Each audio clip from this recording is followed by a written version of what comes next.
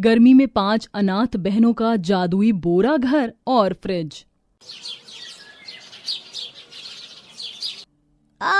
दीदी बहुत प्यास लग रही है, थोड़ा पानी पिला दो। मैं अभी तेरे लिए पानी लेकर आती हूँ। दीदी हमें मटके का पानी नहीं पीना, हम ठंडा पानी पिलाओ ना। मटके का गर्म पानी पीकर देखो हम दोनों कैसे बीमार पड़ गए। अगर ठंडा पानी ना पिया तो हम लोग मर ही जाएंगे। प्रीति मेरी बहन, ऐसा मत बोल। दीदी आप इन दोनों और मुन्नी का ख्याल रखना, मैं कहीं से ठंडा पानी लेकर आती हूँ। संगीता सड़क किनारे बने अपने तिरपाल की झोपड़ी से बाहर निकलती है और दुकान पर जाती है। अंकल, मेरी दोनों बहन ठंडे पानी के लिए तरस रही है। भगवान के लिए मुझे एक बोतल ठंडा पानी दे दीजिए। ये लो, और 20 रुपए दे दो। क्या 20 रुपए? अंकल मेरे पास अभी 20 रुपए नहीं है, लेकिन जैसे ही आएंगे मैं आपको पक्का दे दूंगी। मुझे इस वक्त ठंडे पानी की सबसे ज्यादा जरूरत है। तूने क्या मुझे कोई बुड़बक समझ रखा है जो मैं तुझे मुफ्त में ठंडा पानी दूंगा? अगर ये बोतल लेनी है तो 20 रुपए दे, वरना यहाँ से दफा हो जा। दुकान वाला संगीता की बेइज्जती करके उसे वहां से भगा देता है, जिसके बाद संगीता रोते हुए घर जाती है और मजबूरन अपनी दोनों बीमार छोटी बहनों को गर्मी में गर्म पानी पिलाती है। दीदी ये लोग गाड़ियाँ क्यों चलाते, इनके धुएं से देखो ना मुझे कितनी खांसी हो रही है। दीदी क्या हम जिंदगी भर यूं ही इस तिरपाल में ही रहेंगे? पता है इसमें बहुत गर्मी लगती है। देखो मेरी गर्दन और पीठ पर घुमौरी भी हो गई है। नहीं प्रीति, हम लोग जिंदगी भर यहाँ नहीं रहेंगे। हमारा भी घर होगा और उसमें हमारी सहूलियत की सारी चीज भी होगी। दुर्गा मैया पर भरोसा रखो, वो सब कुछ अच्छा ही करेंगी। ये कहते हुए अक्षरा अपने दोनों छोटी बहनों को गले से लगा लेती है। इन 5 बहनों में अक्षरा और संगीता बड़ी बहनें थीं। 1 साल पहले ये 5 बहनों का भी घर था, जिसमें ये 5 बहनें अपने माता पिता अमरेश और सुषमा के साथ रहती थीं। लेकिन एक बीमारी के चलते सुषमा की मौत हो जाती है। अपनी पत्नी की मौत के गम में अमरेश इतना डूब चुका था कि वो भी अपनी 5 बेटियों को अनाथ घर इस दुनिया से छोड़कर चला जाता है। माँ बाप न होने की वजह से घर का मकान मालिक इन्हें घर से निकाल देता है और अब 5 बहनें अनाथ होकर सड़क किनारे एक तिरपाल लगाकर उसके अंदर रहती हैं। दीदी आज ये मुन्नी को क्या हुआ है? सुबह से रोई जा रही है। रोएगी क्यों नहीं संगीता? बेचारी ने सुबह से दूध कहाँ पिया है। कल रात को दूध लेकर आई थी, लेकिन गर्मी के चक्कर में सारा दूध फट गया। दीदी कितना अच्छा होता ना कि हमारे पास भी फ्रिज होता, तो हम रोज उसका ठंडा पानी पीते और मुन्नी का दूध भी खराब नहीं होता। और ना जाने दुर्गा मैया हमारे साथ ये सब क्यों कर रही हैं। संगीता, दुर्गा मैया नहीं बल्कि हमारी किस्मत हमारे साथ ऐसा कर रही है। लेकिन मुझे दुर्गा मैया पर पूरा भरोसा है, वो एक ना एक दिन सब कुछ ठीक कर देंगी।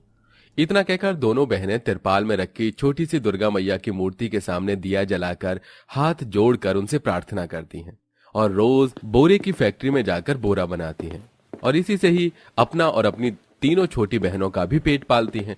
संगीता और अक्षरा दोनों को ही दुर्गा मैया पर बहुत भरोसा होता है। दोनों ही बहनें हर दिन दुर्गा मैया की सच्ची श्रद्धा से भक्ति करती हैं। संगीता, दुर्गा मैया की जोत जलाने के लिए तेल खत्म हो गया, दुकान से तेल लेते हुए चलेंगे। अक्षरा इतना बोली रही होती है कि तभी दोनों बहनें देखती हैं कि एक बहुत ज्यादा उम्र की बूढ़ी औरत रोड पार कर रही थी। वहीं दूसरी तरफ से तेज रफ्तार में एक गाड़ी आ रही है। भगवान दीदी, ये गाड़ी वाला तो इन अम्मा को मार कर चला जाएगा। दोनों बहनें भागती हुई उस बूढ़ी अम्मा के पास जाती हैं और जल्दी से उसे रोड के दूसरी तरफ कर देती हैं। लेकिन इसी बीच अक्षरा के हाथ में अचानक मोच आ जाती है। आह आह! दीदी क्या हुआ? आप ठीक तो हो? कुछ नहीं संगीता, बस हाथ में एक हल्की सी मोच ही है। अम्मा आप ठीक तो है ना? हाँ बिटिया मैं ठीक हूँ, तुम्हारा बहुत बहुत शुक्रिया। अगर आज तुम न होती तो आज तो मुझे भगवान के दर्शन होने ही थे। ये आप कैसी बातें कर रही हैं? आप हमारे साथ चलिए, यहीं पास में ही हम सड़क किनारे तिरपाल लगा कर रहते हैं। थोड़ी देर बैठकर वहां आराम कर लीजिएगा। दोनों बहनें उस बूढ़ी अम्मा को अपने साथ तिरपाल के अंदर ले जाती हैं और बिठाकर उसे मटके का पानी पिलाती हैं। माफ करना अम्मा, हमारे घर में फ्रिज नहीं है, इसलिए आपको ये गर्म पानी ही पीना होगा। कोई बात नहीं बिटिया, वैसे तुम 5 क्या इस तिरपाल में अकेले रहती हो? तुम्हारे माता पिता कहाँ हैं? बूढ़ी अम्मा के पूछने पर अक्षरा और संगीता उस बूढ़ी अम्मा को अपनी सारी कहानी बताती हैं। और बस ये फैक्ट्री में बोरे बनाते हैं और कुछ घर लाकर बनाते हैं और इसी से ही हम अपना और अपनी बहनों का गुजारा चलाते हैं। बाकी सब तो दुर्गा मैया पर हमें भरोसा है ही कि वो सब कुछ ठीक कर देंगी। जानकर खुशी हुई, आज भी इतने सच्चे भक्त इस युग में हैं। वो बूढ़ी औरत सामने रखे उन बोरों को छूती है। अब मैं चलती हूँ, मेरे जाने का वक्त हो गया है, तुम लोग अपना ख्याल रखना। बूढ़ी औरत अक्षरा के हाथ पर उस जगह छूती है जहां से मोच आई थी और वहां से चली जाती है। तभी अक्षरा महसूस करती है कि उसके हाथ में दर्द नहीं हो रहा है। ये क्या, अभी थोड़ी देर पहले तो मेरे हाथ में इतना दर्द हो रहा था और अब देखो ऐसा लग रहा है कि मानो कभी चोट लगी ही ना हो। अरे ये तो सब दुर्गा मैया का कमाल है। ये कौन बोला? कौन है यहाँ? नीचे देखो नीचे। नीचे तो ये बोरे हैं, आखिरकार ये आवाज कहाँ से आ रही है? अरे ये आवाज मेरे अंदर से आ रही है, मैं बोरा हूँ। हे भगवान, ये क्या? ये बोरे के अंदर से हम इंसानों की तरह आवाज कैसे आ सकती है? जो बूढ़ी औरत तुम्हारे तिरपाल में बैठी थी वो कोई साधारण बूढ़ी औरत नहीं थी, बल्कि एक बूढ़ी औरत के रूप में दुर्गा मैया थी। उनके स्पर्श से ही मुझ में जान आ पाई। तुम्हारा बहुत बहुत शुक्रिया। आज तुम्हारी वजह से ही मुझे दुर्गा मैया के दर्शन हो पाए। उनके स्पर्श से ही मैं जिंदा हो पाया। क्या इसका मतलब वो दुर्गा मैया थी? हे भगवान, ये हमसे क्या हो गया? दुर्गा मैया हमारे घर आई और हमें पता ही नहीं चला। कहीं वो हमसे रुष्ट तो नहीं हो जाएंगी?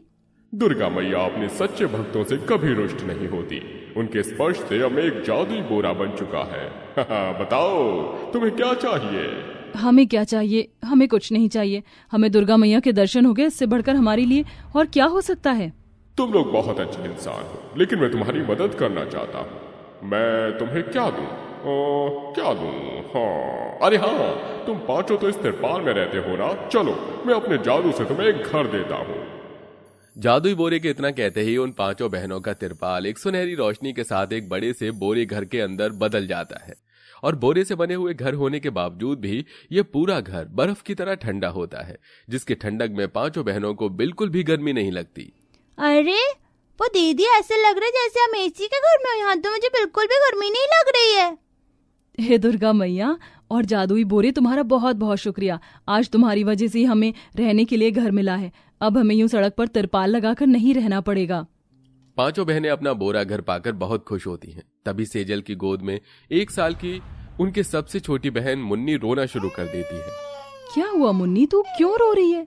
ये हमारी तरह बड़ी तो है नहीं, सूखी रोटी खाकर पेट भर ले। ये छोटी है, इसके लिए दूध कहाँ से लेकर आऊं मैं? जब मैं हूँ तो तुम लोगों को परेशान होने की क्या जरूरत है? जादुई बोरे के इतना कहते ही पांचों बहनों के बोरे घर के अंदर अब एक बोरे से बना हुआ फ्रिज भी आ जाता है, जिसके अंदर ढेर सारी खाने पीने की चीजें रखी होती हैं। ये लो तुम्हारा जादुई फ्रिज, अब जो खाना है खाओ। लेकिन हमें तो दूध चाहिए था और इसके अंदर तो दूध है ही नहीं। ये जादू बोरे का फ्रिज है। तुम इस जादुई बोरे के फ्रिज से जो भी कुछ मांगोगे वो तुम्हें मिल जाएगा। अच्छा, ए जादुई बोरे के फ्रिज, क्या तुम हमें दूध दे सकते हो ताकि हम अपनी छोटी बहन को दूध पिला सकें? अक्षरा के इतना बोलते ही उस जादुई बोरे फ्रिज के अंदर ढेर सारी दूध की बोतल आ जाती हैं, जिसे देख पांचों बहनें बहुत खुश होती हैं और अब अपनी सबसे छोटी बहन मुन्नी को ढेर सारा वो दूध पिलाती हैं। पहली बार पेट भरकर दूध पीने की वजह से मुन्नी आराम से सो जाती है, जिसे देख चारों बहनें बहुत खुश होती हैं। मुझे तो समझ नहीं आ रहा है कि मैं कैसे तुम्हारा शुक्रिया अदा करूं। ए जादुई बोरे, क्या तुम हमें कुछ पैसे दे सकते हो जिसकी मदद से हम अपना खुद का कुछ काम शुरू कर सकें और अपनी छोटी बहनों को एक अच्छी जिंदगी दे सकें? हाँ क्यों नहीं, मैं तुम्हें पैसे दे सकता हूँ, लेकिन याद रहे इन पैसों का सही इस्तेमाल करना। जहाँ भी पैसे को गलत इस्तेमाल किया तो तुमसे सब कुछ छीन लिया जाएगा। जादुई बोरा संगीता और अक्षरा को ढेर सारे पैसे देता है, जिससे अब दोनों बहनें अपना खुद का एक रेस्टोरेंट खोलती हैं और मेहनत से ही अपना और अपनी तीनों छोटी बहनों का पेट पालती हैं और उनकी एक अच्छी परवरिश कर हंसी खुशी अपनी जिंदगी जीती हैं। और इसी के साथ वो हर महीने दुर्गा माँ के मंदिर में गरीब लोगों के लिए भंडारा करवाती हैं।